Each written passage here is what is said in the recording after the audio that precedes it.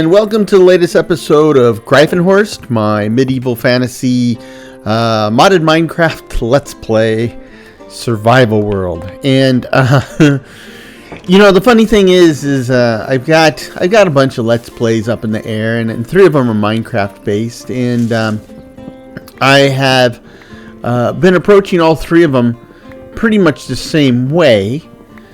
But you know, I made 3 very different worlds with the same overall mod mix, but then, you know, there's some specifically there for the specific theme that make these worlds very different from each other. And one of the things I realized is I'm in this magical world, or a world that I strive to make magical, and really haven't done much with the whole magic thing yet. And aside from, you know, getting my spell book and come up with some basic spells, which have made things immensely easier compared to my other playthrough. So it dawned on me that, if you're playing a magical world, why don't you embrace all the magical stuff you put in it? Yeah, good point. I mean, otherwise it's not a magical world, right? It's got all the magical bells and whistles, but you're just watching a plain old, I don't know, Minecraft world, which is magical, but not this magical. So, today, I want to kind of start to remedy that. But, you know, if you're going to implement the magic side of it, and, you know, the primary source of magic in this world is Ars Nouveau, a full-featured. I need a stone to make a shovel. It is a. Oops! I just blasted something. I think a tree. Check it out. Yep, I blasted a tree right between the cinnamon bushes. So art, a book. Okay. So Ars Nouveau has got a full set of features, and we were striving toward that, right? Which is, we're at a point where we can start building space for our storage. And where I got thinking about all this is like, well, maybe this episode I'll set up the bookworm. But then I was looking up how to get the bookworm and realized that that's not first day type stuff. There's a bunch of Ars Nouveau magical infrastructure you need to have in place to be able to start creating charms, and I haven't started any of that. So, you got to set it up. Now, the thing is, it takes up some space, and I don't really have any. In the little armored box up on the hill, I don't have any space.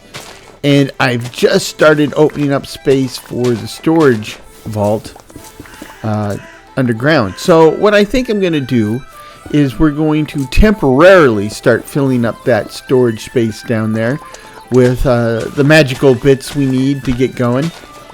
And once we get some of that in place, then I want to expand the vault down there. I mean, we're going to expand it anyway, sooner rather than later, to facilitate storage, so this all just works out fine. And in a related note, you know, I've told you that I was going to have to alter my design or my plans for that level, because the way Ars Nouveau works with storage, I would need to redesign the level to better set up the storage to maximize the effect. So I did. I went into my Excel file and I got that all laid out better. So, what we will be doing is we will be following that model in future episodes to lay things out. But I mean, it's all good. It's just the question is, why didn't I, you know, start embracing the magic sooner? I mean, and I kind of did. I mean, you can see like this. My Big Beast Paxel spell that I use is pretty awesome, and The magic missile spell that I created is pretty awesome, and the light spell is pretty awesome. Made extensive use of that, but that's kind of like where it stopped. It's like, yep, good enough. And to a certain extent, yeah, it kind of is, right? I'm not real high maintenance.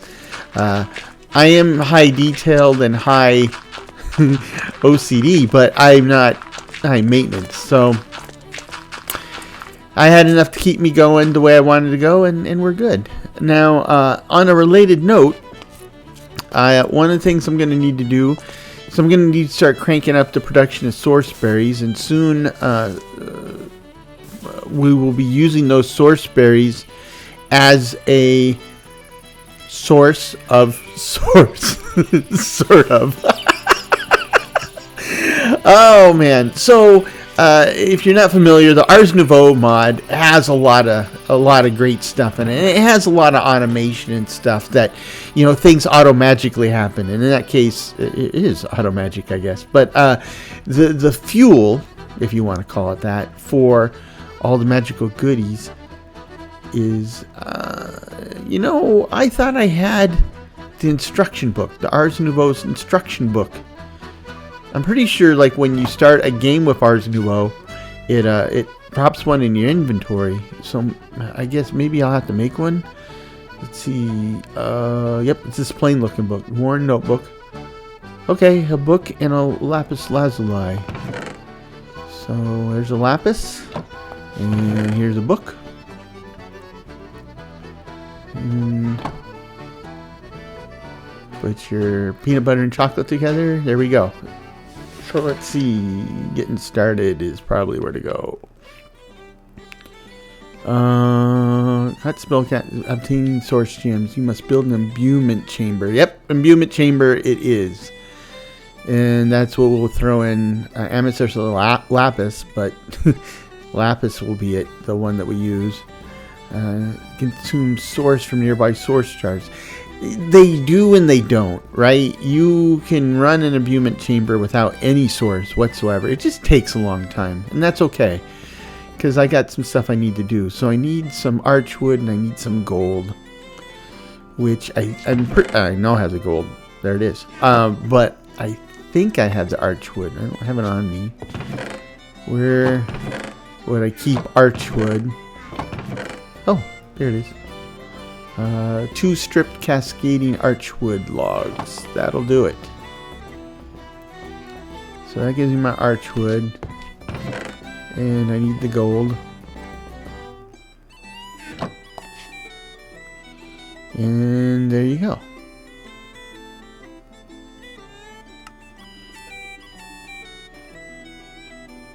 Imbued.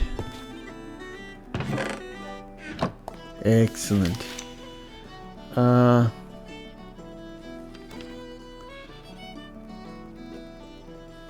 Enchanted apparatus requires enchanting apparatus requires 8 arcane pedestals and arcane core and enchanting apparatus. Okay, well, that's a bunch of stuff I'm gonna need, but I should be able to plop down the imbuement chamber right now, right here, and then if I get a lapis, 1 lapis only facility, and then pop that in there. Okay, and you can see even without source it's working, just really slow, which is fine. Anyway, so source is what makes Ars Nouveau work. At least all the automation and stuff, right? You can have spell turrets and auto harvesting and all sorts of weird and great things, but they all require source. And one of the things that I need to get that going, I mean, there's multiple ways to get source, but well, let me tell you a little story, because when I was experimenting with this, I played with it before, a long time ago, and I saw that it was source berries, and he said it was a great source of source. And it's like, okay, yeah, funny, whatever. I didn't understand the full implications of that, because when they say source berry, they really mean this is the mechanic that they put into the game to be your vanilla default source of source. And specifically, the way it's designed, or at least I assume it's the way it's designed because it works so well, is you set up a field of the sourceberry bushes, and then you set up a ritual of harvesting or something like that. It basically automatically harvests these, and then you put the berries into a container to fill up, and you can use that for stuff. But it's the growing of the source berries themselves, right? You have another item that is collecting source from growing things, and these berries grow incredibly fast. So if you set up a full field 9x9, it generates a considerable amount of space and source. It doesn't generate space, it generates source. Whew. I need more caffeine. You put up 2 or 3 of those and you power your whole base, or so it seems. We'll see. I've never actually used source on a grand scale, so we'll see how far a single field goes. Anyhow, so my point in all of that is that we're close to having a second row of fields ready.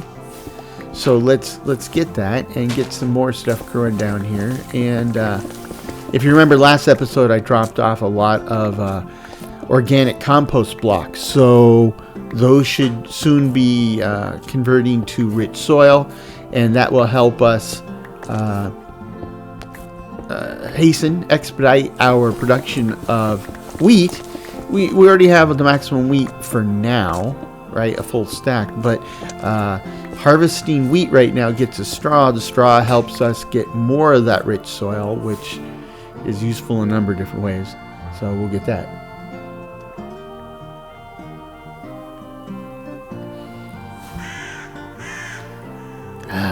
Now, in the near future, something else I want to do is I want to go looking for chickens, right? I want to get into the chicken biz. Don't need arrows. Normally, early on I would go for chicken farming for meat and feathers. Don't need the feathers. Could use the meat, but I don't need the feathers. The point in grabbing a chicken farm would be that they have what are they? It's called like an ugly egg or a monstrous egg or whatever. And what happens with I think it's the Fire and Ice mod, or Ice and Fire, I think is the proper name. But anyhow, I think it comes from that mod. And what happens is when you see one of these eggs, you grab it and you throw it just like a chicken egg. And if you're lucky, it might hatch not a baby chicken, but a cockatrice. And for those of you keen on medieval monsters, then you probably know what a cockatrice is. If you don't know, a cockatrice is one of those medieval mashups of different beastie types. I think in this case it's a snake and a chicken. And anyway, but the main claim to fame of the cockatrice is its gaze can turn you into stone. Now, the way they do that in this game is they don't turn you stone, they just kill you. But when they look at you, if you are hostile to them, if you can see them, then you're taking damage, right? I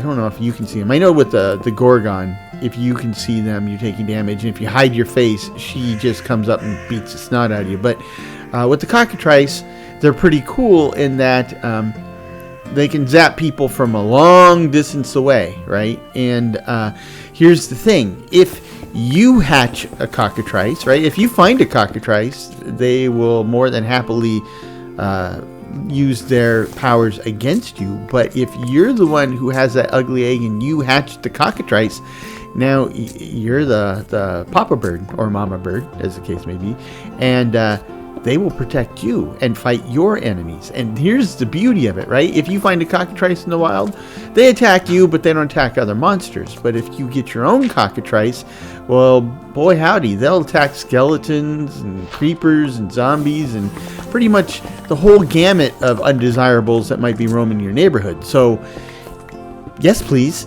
And you get 2 or 3 of them, they, they can really do a number. Now, you have to be careful, because they can sometimes inadvertently attack mobs that would otherwise not be hostile to them, right? Because they shoot their beam out, and if something crosses that beam, then they'll get hit with it. And if they weren't hostile before, you bet your sweet bippy they're hostile now. And where I'm going with that is sometimes you will 3, 4 water. Sometimes you will find caravans. So we have villager recruits mod, and then sometimes you will have groups of villager recruits, like a small mercenary squad or a large mercenary squad, and your cockatrices won't attack them directly, but like say if a zombie is on the radar, they start attacking the zombie. If any of the recruits happen to be between the zombie and the cockatrice, they're going to get hit by that beam. Now that recruit and their whole party becomes hostile, and they'll attack your cockatrices, and bloodbath ensues. So it's a mixed bag. But anyhow, I'm looking forward to all that. All of that.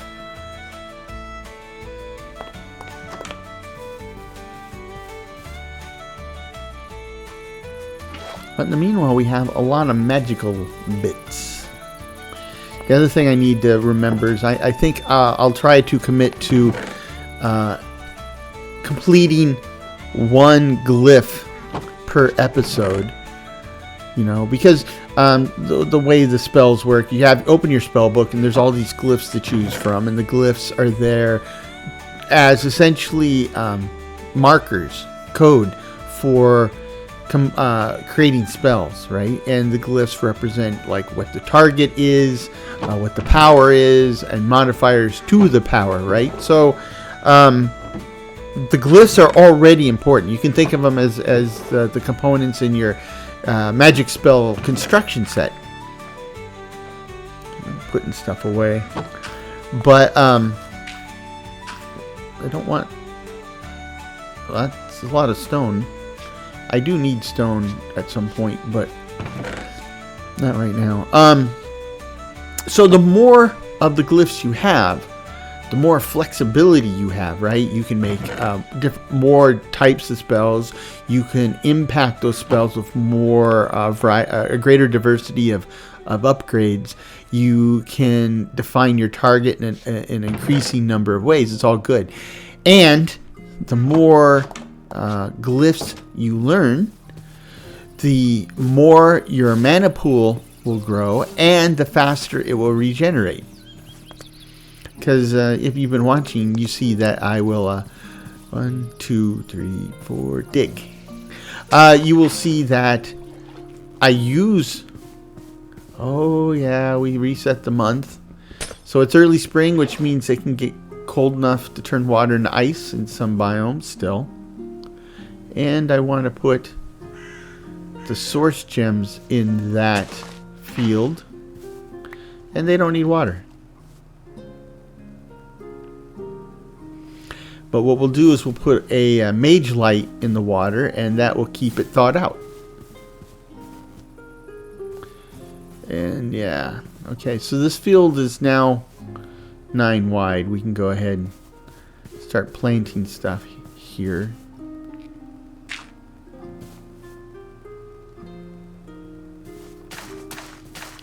Keep an eye on these. You'll see in just a few minutes they're already producing. And that's the whole point of the whole source berry, the source and source berry. And of course, You know who makes use of all this source, right? A sorcerer, of course. Come on. Yeah, I had to see that one coming. It doesn't take a wizard to see. Anyway, yeah, good stuff. So, oh boy.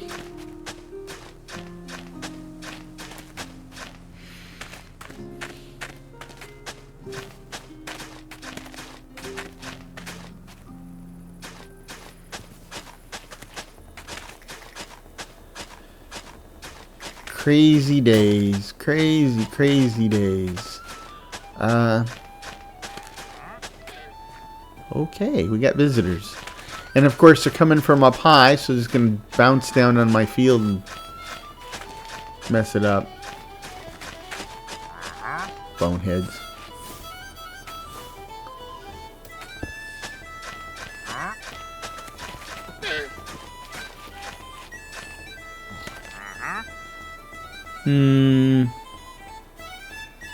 Nothing here that I really need or want.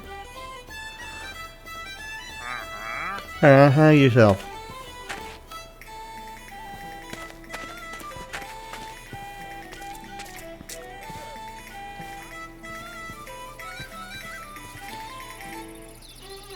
Drop off our junk.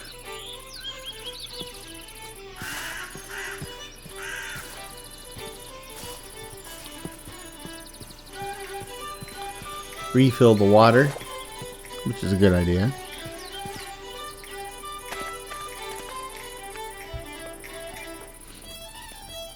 I think carrots and cabbages will go.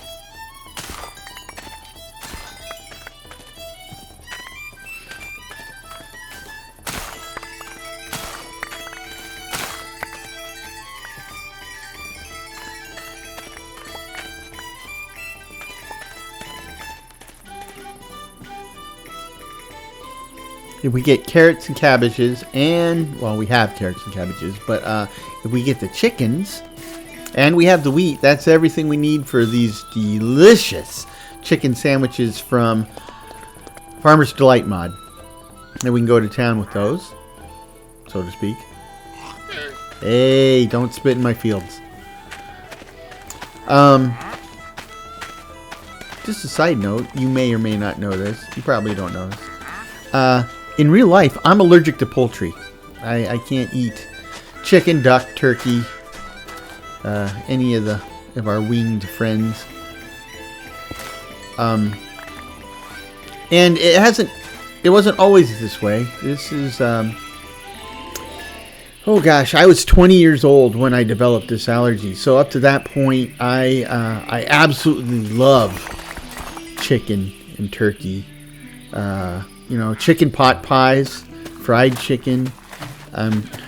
Shouldn't be talking about this. This is driving me nuts. But I loved it all. And when I was 20, I developed this allergy. And, you know, they explain to you. And they say, well, you know, people sometimes grow into allergies. But look at it this way. Maybe you'll grow out of it. Yeah, well, almost 38 years later, I haven't grown out of it. And that is a problem. So eating chicken sandwiches game is my proxy for all that great chicken stuff I used to eat that I love so much. Now, when I tell people that I have an allergy to chicken, a lot of people are surprised, right? I never heard of that. And I go, well, I get that, but it is what it is, and I got it.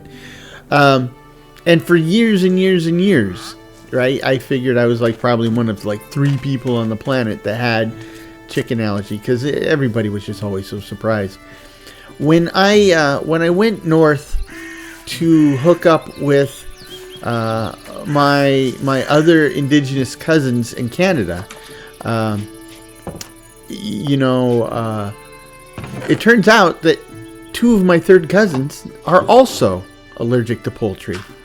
So now I know what side of the family that comes from. And it made me feel better. And it was an instant bonding thing because, they too had been going through life with this weird allergy that nobody seemed to had ever heard of and thought was very strange. But there you go. Bonding through disease. Okay, I need arcane pedestals and arcane core. The arcane core is the important one because nothing will work without it. So core, arcane core.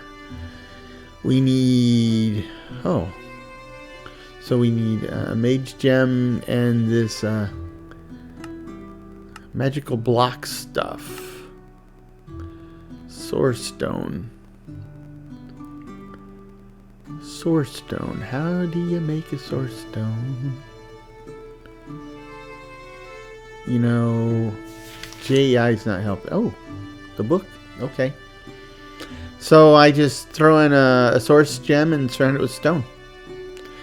I probably could have figured that out if I had spent any time thinking about it. I need more source stone. So here's how we'll do it. We'll throw in these 4. Maybe, okay, let's try it. Let's try it. I hit some more in here. I need another source, a mage gem and 2 gold. So let's pop the mage. Nope. Pop the mage gem in. Break out the gold ingots.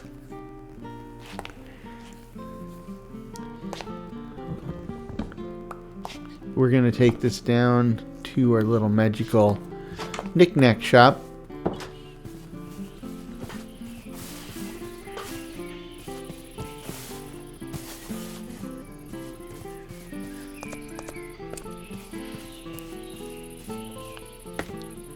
Whee! So, if you haven't seen any of my other Minecraft videos since the last episode of Greifenhorst, I did go through with pausing Distant Horizons, and you may have already noticed the difference, right? If you've been paying attention to past episodes and this episode, you'll notice that there's no latency. It's gone. So it took care of the problem like I knew it would. And for those who have felt like I was bad-mouthing Distant Horizons, I'm still a huge fan, but yes, it was a real performance hit on us, even with everything turned way, way down. So, I mean, if you turn it down far enough, what's the point of even running it? And that's kind of where we were at. So, that's good. We'll just need an emerald, and that will get us our glyph for today.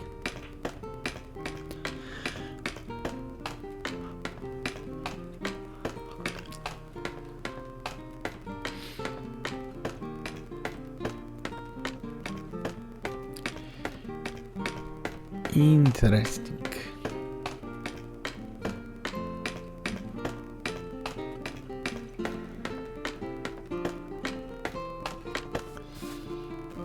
And it's still out spitting in my field. Okay, our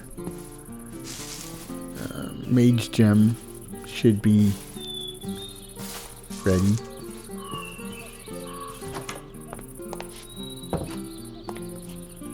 Our source gem. We'll just grab the whole imbuement chamber.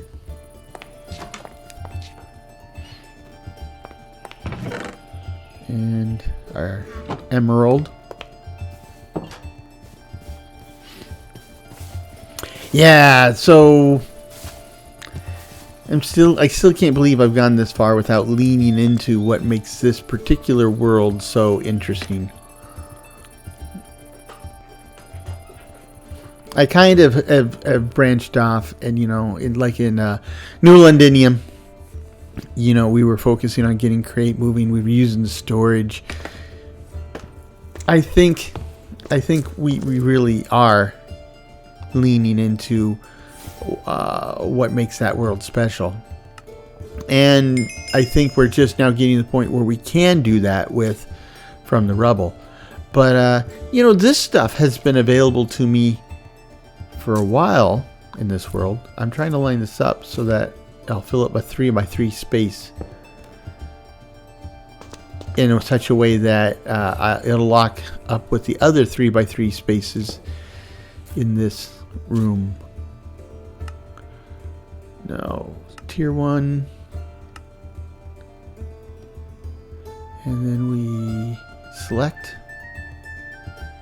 Now it expects the emerald, so then we give it the emerald. And it starts scribing a glyph. Right now we have 240 mana.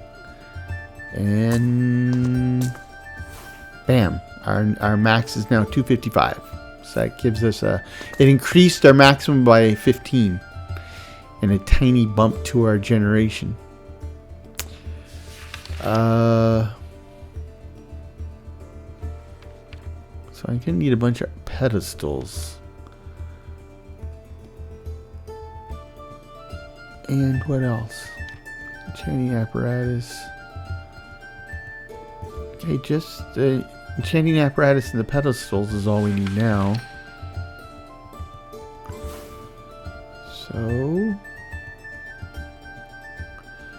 pedestals.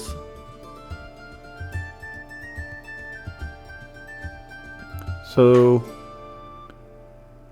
oh boy, I need source gems and gold nuggets. It's not a we have enough to build that stuff. But I think the real focus we need to think about here is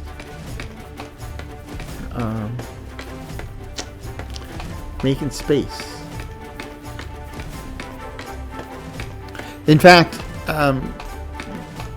when I originally set up the plan for the underground spaces of this world, normally I would set up a level for storage, then a level for as a workshop, right, and then call it a day. But we will have that in this world. But see, Ars Nouveau has all these imbuings and enchantings and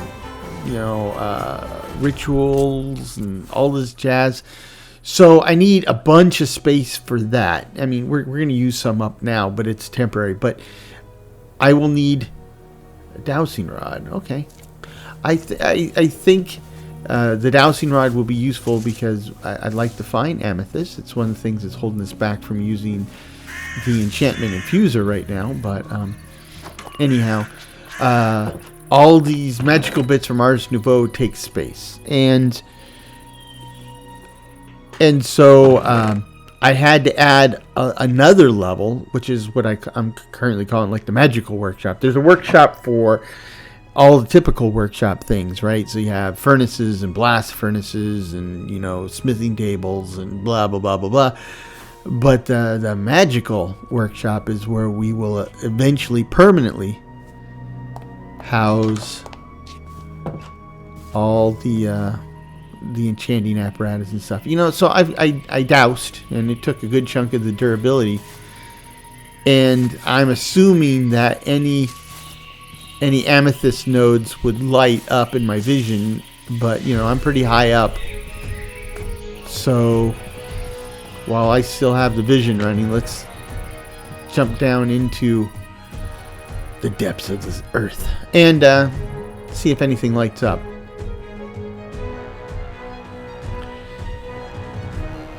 But now that I've got this, maybe it's time to do some caving with a couple dowsing rods and just go to the deepest, darkest parts of the cave and douse. And if that doesn't work, find another distant part of the cave and douse. I'd like to find out what the range is on this thing.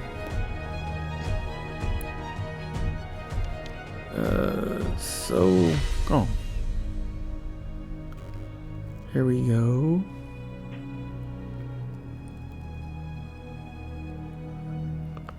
Trying to look for something that says tools. Glyphs, machine, source. Oh, magical equipment. This is probably it. Dowsing rod. There we go. Cause magical creatures to glow in 75 blocks. The dowsing rod has a limited number of users. Okay. So 75 blocks is our range to find amethyst. Budding amethyst. Okie doke. Good to know. So with all of that said and done, I brought down this extra lapis so that we can create source gems while I work, and I will quickly I'd like to make a second chamber, right? So let's do that. I think I have everything I need to fully complete it. We'll see.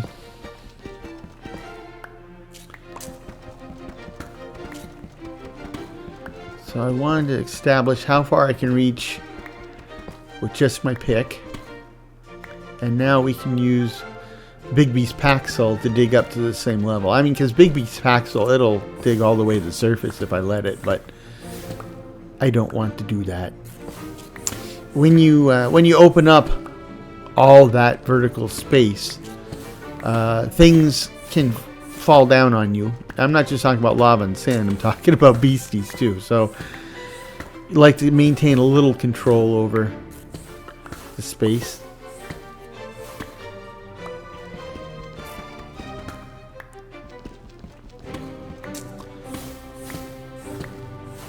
But you can see how much faster the magic is than using a stone pickaxe on the steep slate, right? Normally it would take me like a whole hour with stone tools to excavate this space, and I know it won't take an hour. I guess maybe 20 minutes, and that's a lot. That is a lot of improvement. Okay. 2, 3, 4, 5, 6, 7, 8, 9, 10. And that should be it.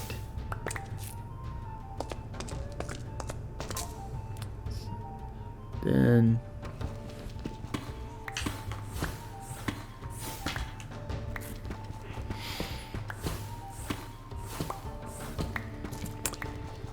so I don't know about you, but back in the old days, when I wasn't recording, I wasn't talking to anybody, if I was doing digging like this is well,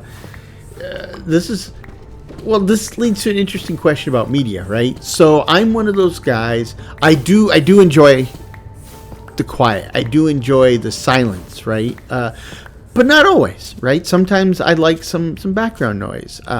In fact, I always thought that life should come with a soundtrack. So, you know, when they started releasing Walkmans and stuff, I was like first in line because, you know, one of those kids running around with the headphones all the time. It's, you know, I think there should be a soundtrack. And in fact, I had the soundtrack. But my point was, I've always been the type, like if I'm home, actually, it's not always. It's only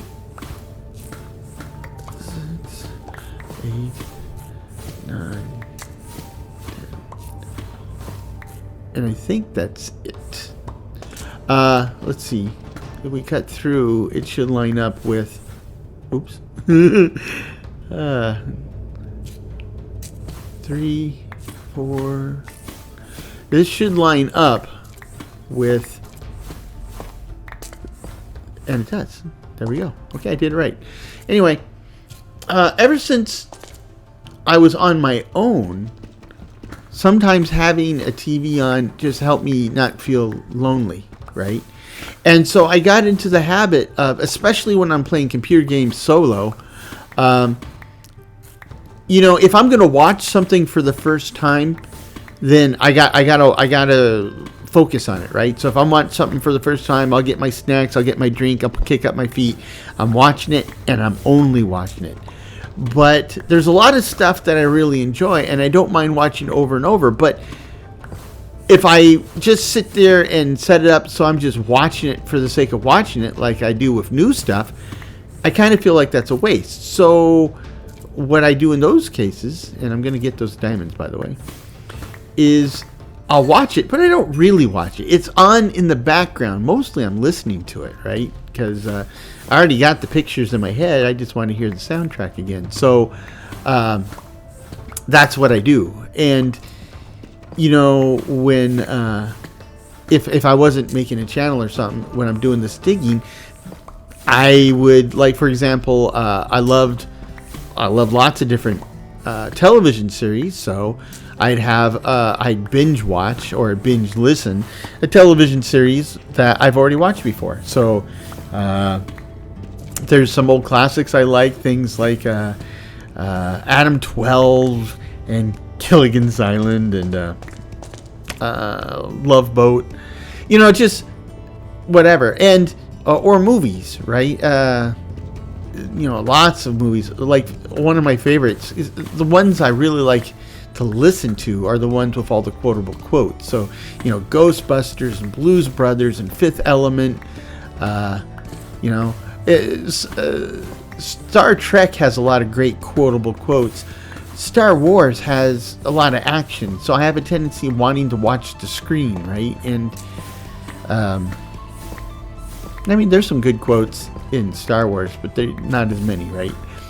But you know, stuff like that. So that's just how it works. I don't know if you know, if you do something similar, I'd love to hear about it, because I think a lot of people work that way. I mean, I've actually heard people respond to me, say that that's how they watch my videos, right? Is they're studying or making dinner, or they're doing something like that where they don't have to look at the screen 24/7. So one guy, which surprised me, he's a UPS driver. So, you know, he's out doing his rounds, and he's listening to me while he's doing his rounds. Makes me feel good. Makes me feel good, right? Because that's kind of like the guy I want to be, right? I mean, I like that. You know, there's guys who build their channels that are like, you know, look at me, I'm an expert. Come to me and I'll show you how everything works.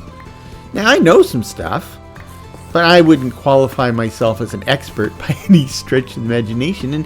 And so if I do something and it is, and you can learn from me, or I do something that better than you and you can learn from me, well then, awesome, right?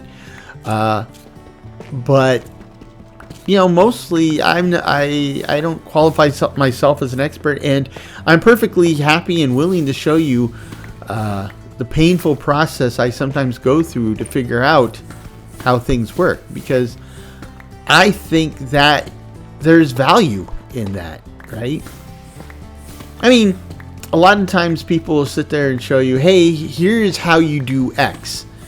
And a lot of times they'll tell you, you need to do it this way. And you're like, okay, but why do I need to do it this way? I mean, clearly that works. I see that. But you specifically told me I have to do it a certain way. That tells me you've tried it a different way, and it gave you suboptimal results. Well, what were the suboptimal results, right? I really do think that there is value in learning from the mistakes of others. I mean, that's the greatest way to learn on our own, is from our own mistakes. So it stands to reason that learning from the mistakes of others is also a great way to learn. I keep hearing that guy, and I just want to make sure he's the only one down here. You know, sometimes you can have a hoglin or something wander into your neighborhood, and you know, that's to be expected in the Nether, but having a hoglin pop into the overworld, yeah, they don't last long, I get that, but well, then they become zombified. But either way, it's bad news, right? So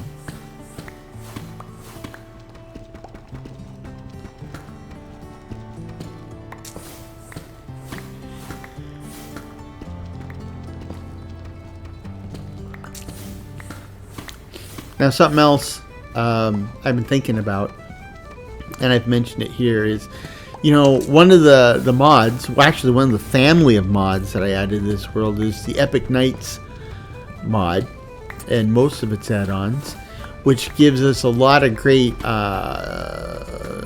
and diverse choices for armor. And the armor I'm wearing now is getting pretty beat up. So I want to exercise that, right? And I want to get something that looks more classical fantasy looking, right? I'm leaning toward knight's armor, right? But it's the knight's armor doesn't quite look like knight's armor, right? It's kind of hard to tell. Now, they recently updated their graphics, so now it might look better. So I might take a look at that and see if it looks better. If so, I'll go with the knight's armor. If not, there's a lot of other options. But I want to be careful because they have different armor looks, but they also have different armor values. And if I'm going to go that route, then that means I won't be able to go the traditional netherite route or even the diamond route. So I want to find a suit of armor that gets me up in that neighborhood, in terms of protection. So now, any way you slice it, even with leather armor, at some point I'll be able to enchant it with some powerful enchantments. And if I can get that Amethyst, and we can use the enchantment infuser, boy howdy, right? We can start collecting all sorts of experience points and then enchant things exactly the way we want them and up to the maximum level. And that includes enchantments for mana storage and mana regeneration, right? And ooh, boy, things will get way easier. Looking forward to that. Easier is always welcome. Not always better, but certainly always welcome. That might not seem like a logical distinction, but it all depends on how you define better.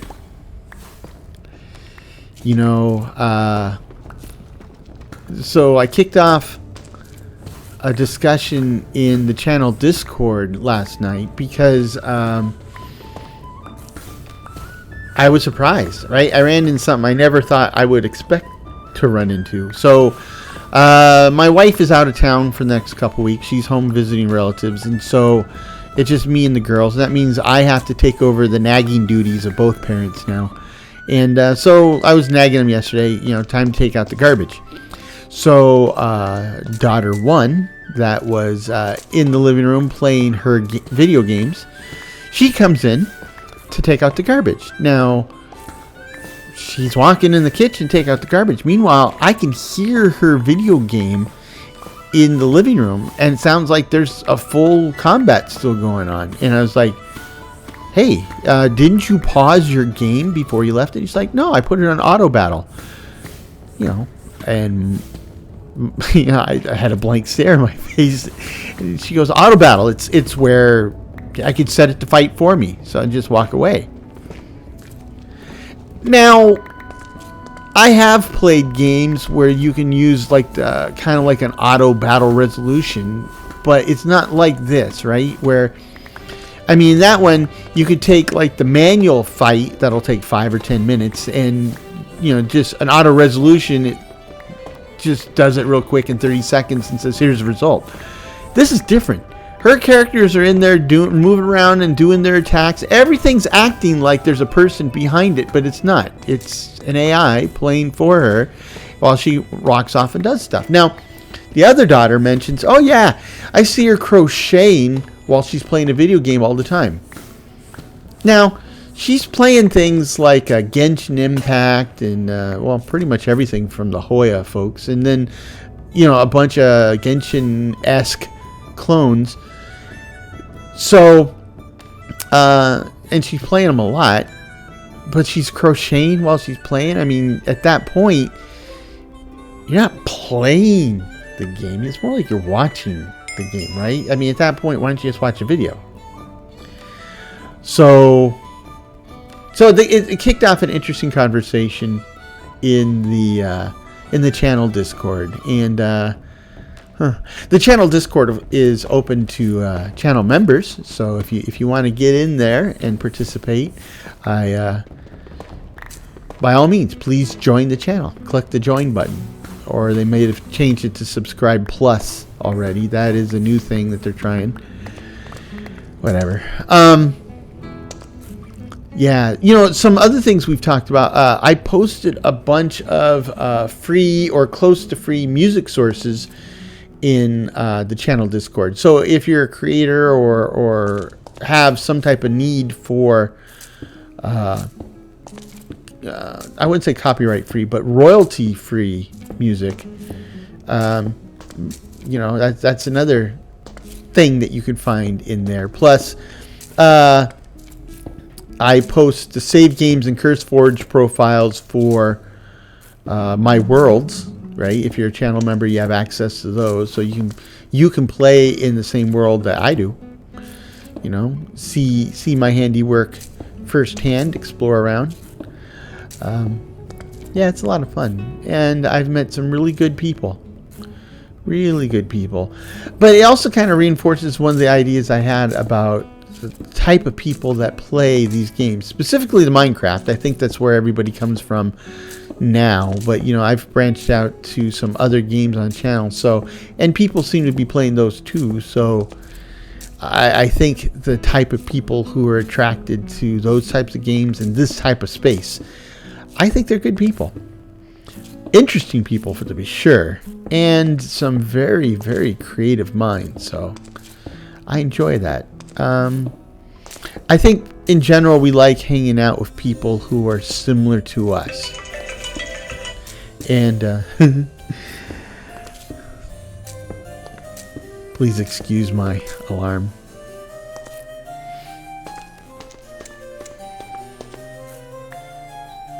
Yep.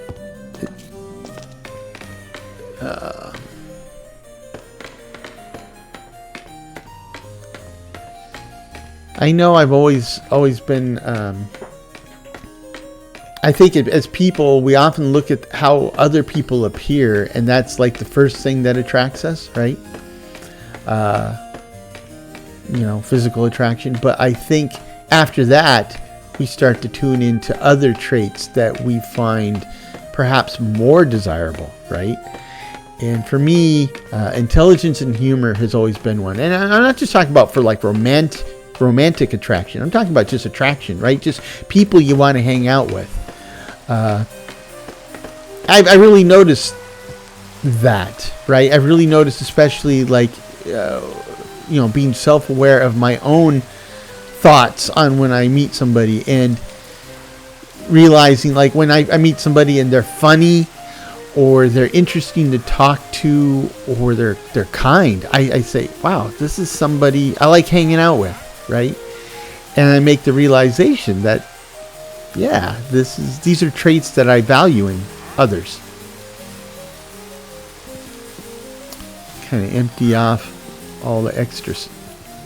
Deep slate I scrounged up.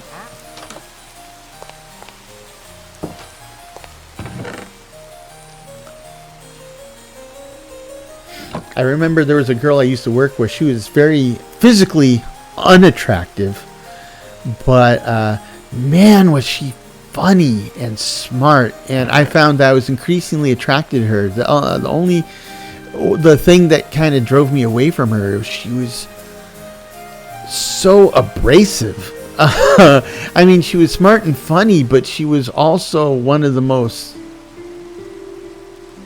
acidic, sarcastic people I've ever met. And yeah, I do find that funny and interesting to a point, but she was like that 24/7. But that was thousands of years ago, though. But you got to spend time with people to see that level of detail into their personalities, right? Yeah. Psychology. I think psychology is something I probably would have gone into, or I would go into if I did it all over again, right? Just figuring out what makes people tick.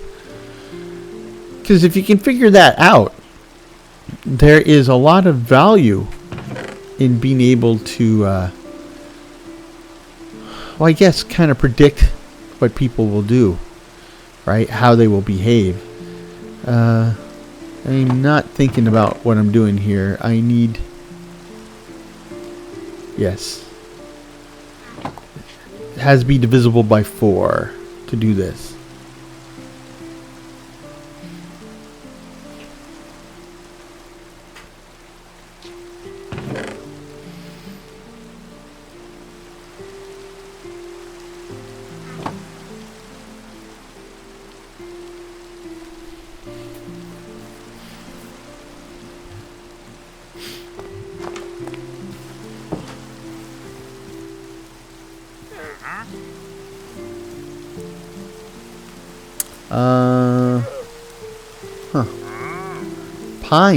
Pine tree, huh?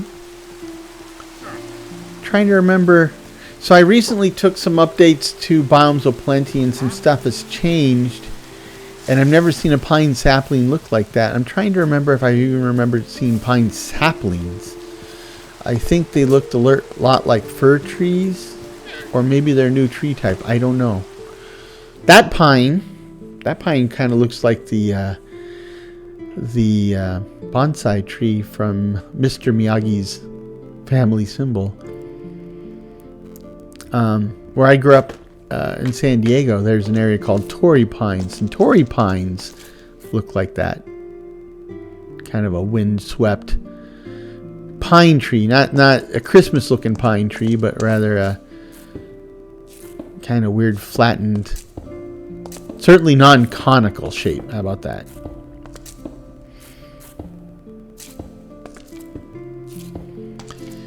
Yes, sirree, Bob. So being able to do this without scaffolding or whatever is why I didn't dig at floor level. I dug one block above.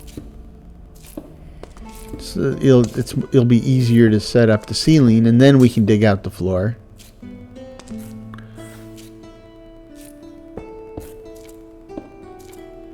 No, I just see that these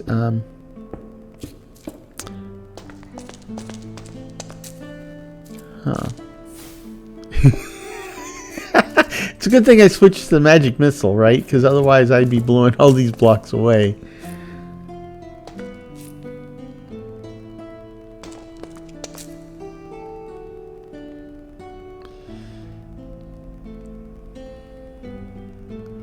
So for whatever reason, I did not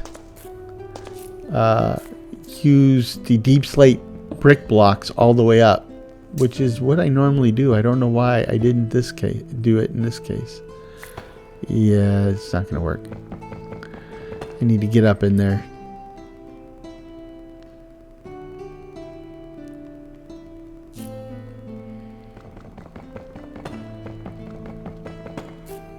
Like this. There we go.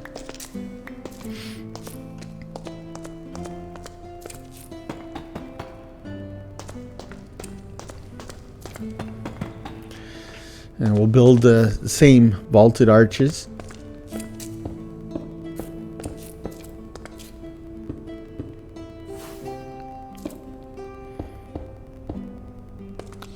And these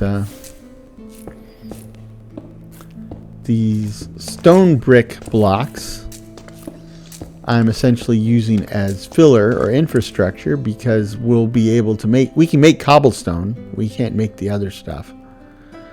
So, and with cobblestone, we could smelt it into stone and then make stone bricks. So that's an unlimited resource. The other stuff, since we can't make it, we got to find it. And so we want to conserve it where we can.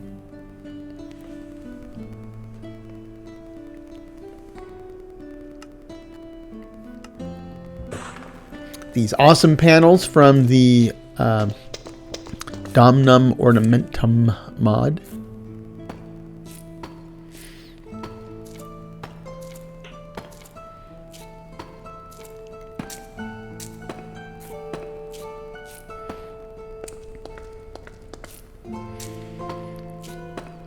I don't remember when they added this ghosted preview, but I'm glad they did, because I can't tell you how many times I thought I would lay a flat piece, and instead I laid it on edge.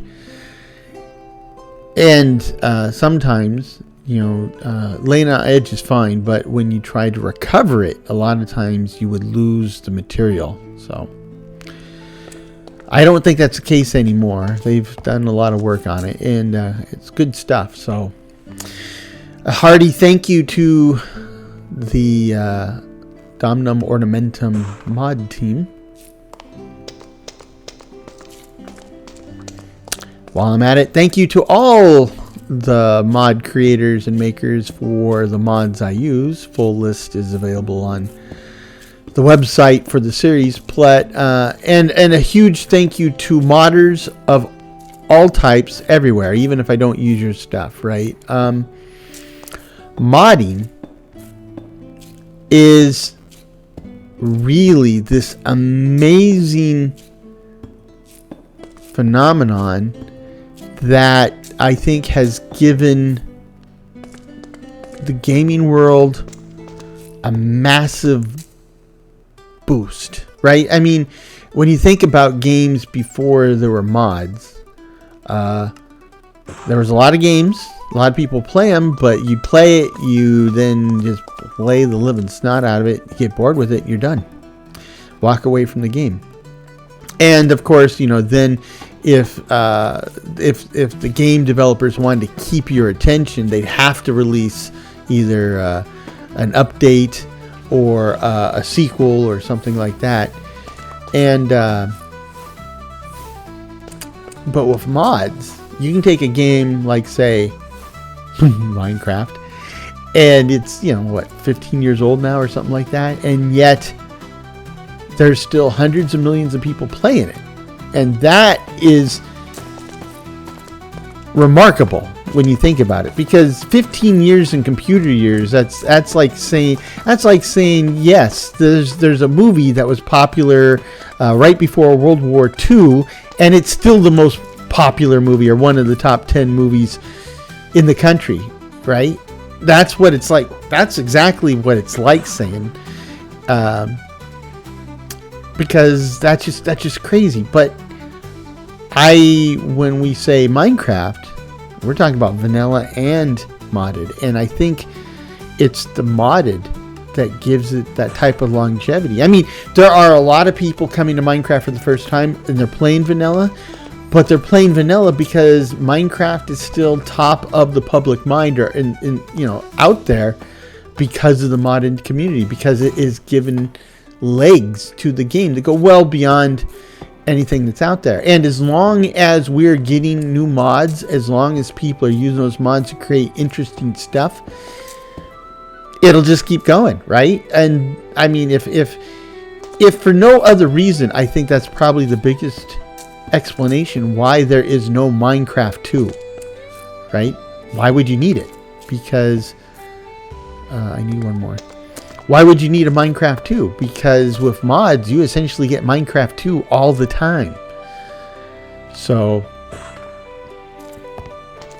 and we're not just talking about Minecraft, right? I mean, the mods, another relatively ancient game is Stardew Valley, and that thing has still got people playing it. And again, it's the base game, even the base game, he keeps coming out with additions. I mean, he's supposed to be coming off a new game, but he keeps coming out with some fairly large updates to the base game. And of course, then there's the mods, which is really, it's like, puts it into hyperspace. So modding, from a gamer standpoint, is probably one of the most amazing and beneficial things that has ever happened in the video gaming space. Now, I also remember when modding first started to come out, and the game manufacturers did not like or support modding. They went out of their way to try to make things difficult to mod, or at the very least, they certainly didn't go out of the way to help anybody. I remember SimCity 4, boy, there was some fantastic mods coming out, but the way the hoops they had to run through to create modded material, it was just ridiculous. And Maxis wasn't going to help anybody making mods. That was not their thing, right? I think it's changing, because you'll see like some game systems, like Baldur's Gate, right? They not only do they support mods, they kind of went out of the way to kind of make a custom proprietary mod space that they can control. Okay. Or look at workshops, right? Steam has specifically built mod support into their platform. So if you build everything to Steam spec, so it's fully Steam compatible, you have essentially the mod management engine built in, right? Your game's on Steam, mods are taken care of for you. That just shows how important they are to us as a community. I do love them. You know, the temptation though, the temptation is to jump straight into the mods. And my personal approach is play the game as designed first, right? Now, if it's a game that has a beginning, middle, and end, play it all the way through first, and then mod it, right? Figure out what they were trying to do with it originally, and then go changing it around. And I think you'll appreciate the changes more, and you'll appreciate the original intent, but I think you'll also appreciate the modders more.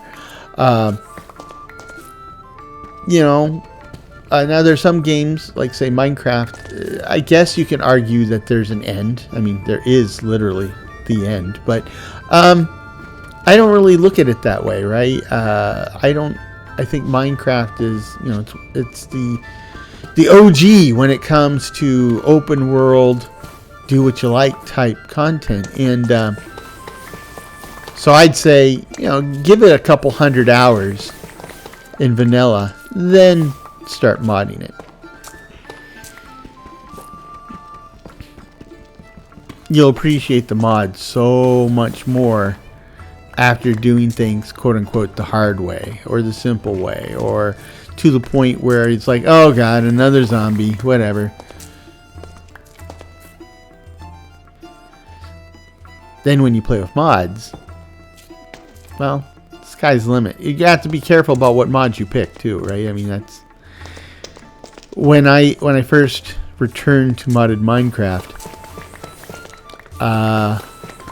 So I used to play modded Minecraft, but it was very, very brief. It was back in the time, I think, Curse Forge, just Forge, version 5. I think that's the version of the launcher back then. So, we're at 47 or something now. But and in those days, modded Minecraft was a real pain in the butt. And, there was a few hundred mods to choose from, which sounds like a lot. And yeah, it was. But also, chances are pretty good that if you start mixing and match too much, you get yourself in trouble real fast. So the idea of these massive mod packs with hundreds of mods in them, yeah, that didn't exist yet. And I don't think it was really, feasible quite yet. And of course it would fall. So when I came back to it this time, I at first was thinking that would be the case, and then when I found it wasn't the case, I pinged the other way, right? From one extreme to the other. Instead of being ultra careful, I was like, okay, I'm going to build a mod pack with everything in it. Oh, Goblin Traders. They're cute. They're useful. And after about 15 or 20 minutes of hanging out with you, they are annoying as all get out. So he's down there. I'm up here. I'm okay with that.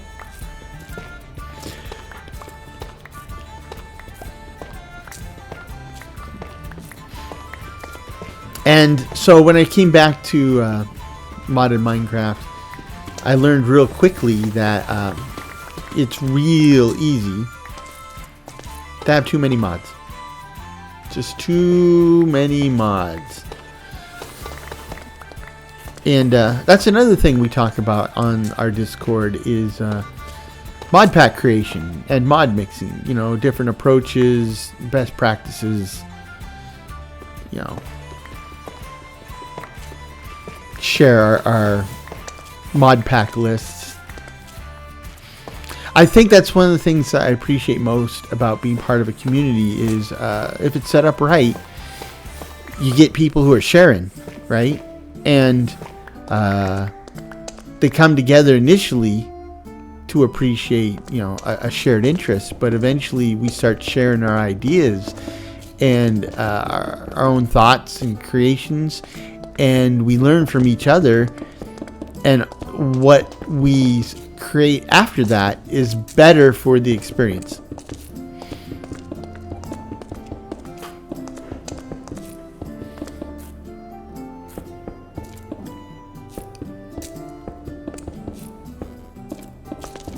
And you don't just learn from people's positive stuff too.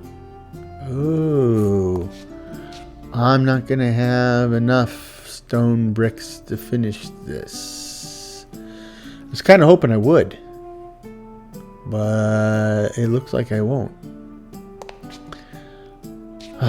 Boomer. Okay. Well, I guess we'll just finish that next time then. Shoot.